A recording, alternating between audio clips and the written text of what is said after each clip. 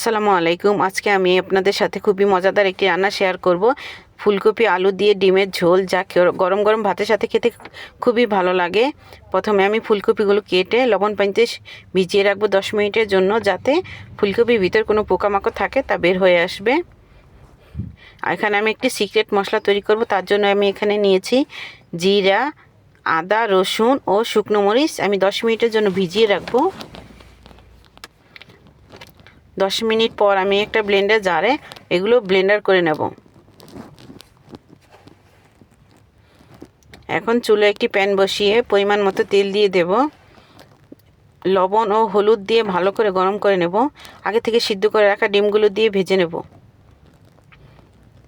ডিম ভাজা হয়ে গেলে কেটে রাখা আলুগুলো ভেজে নেব।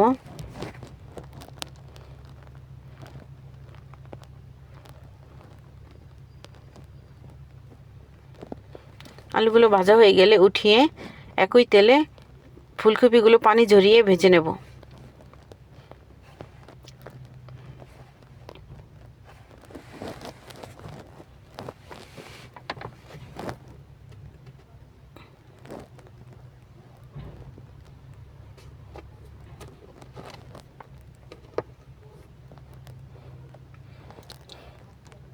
উল্টিয়ে পাল্টিয়ে ফুলকপিগুলো ভেজে নেব।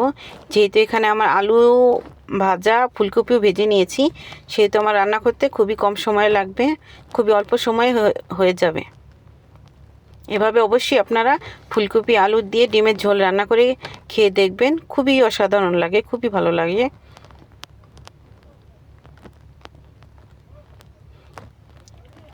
এবার ফুলকপিগুলো উঠিয়ে নেব।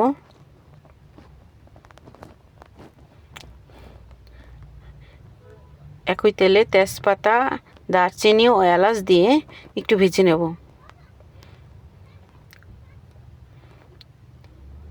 এবার কেটে রাখা পেঁয়াজগুলো দিয়ে দেব।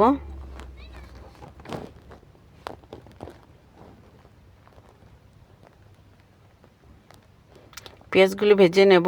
এখানে আমি ব্লেন্ডার করে নিয়েছি মশলাগুলো। পেঁয়াজগুলো হালকা বাদামি রঙে চলে আসলে ওই মশলাটা দিয়ে দেব।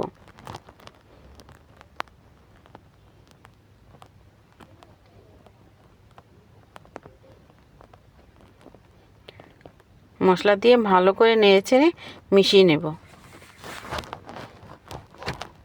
যেহেতু আমি এখানে তিনটে শুকনো মরিচ দিয়েছি, সেহেতু এখানে আমি আর শুকনো মরিচের গুঁড়ো দেব না।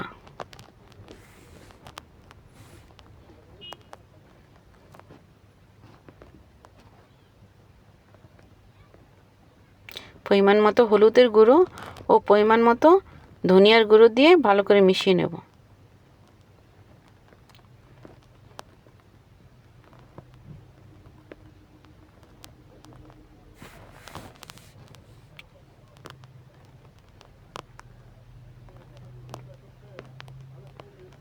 একটু পানি দিয়ে মশলা কষিয়ে নেব।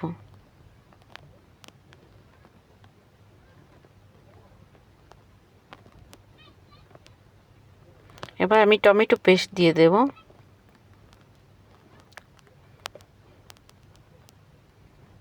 টমেটো পেস্ট করে দিলে তরকারি গ্রেভিটা অনেক ঘন হয়।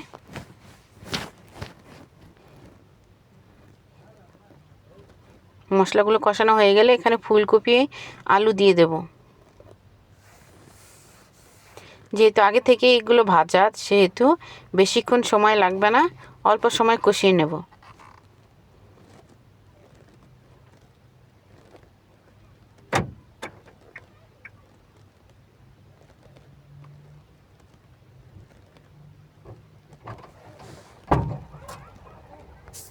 এভাবে কষিয়ে ঢাকনা দিয়ে ঢেকে 2 মিনিটের জন্য রান্না করে নেব।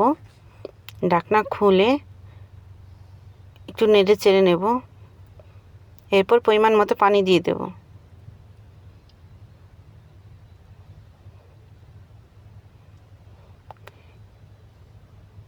পরিমাণ মতো লবণ দিয়ে দেব। পানি ভালো করে বলক চলে আসলে ভেজে রাখা ডিম দিয়ে দেব। দিয়ে কিছুক্ষণ রান্না করে নেব। ব্যাস হয়ে গেল আমার ফুলকপি আলু দিয়ে ডিমের ঝোল। এভাবে রান্না করে অবশ্যই খেয়ে দেখবেন কেমন হয় এবং কি কমেন্টে জানাবেন কেমন হলো। খুবই ভালো লাগবে। আমার চ্যানেল নতুন হলে আমার চ্যানেলটি সাবস্ক্রাইব করবেন, বেল আইকনটি অন করে রাখবেন। আজকে এই পর্যন্তই। সবাই ভালো থাকবেন। আল্লাহ হাফেজ।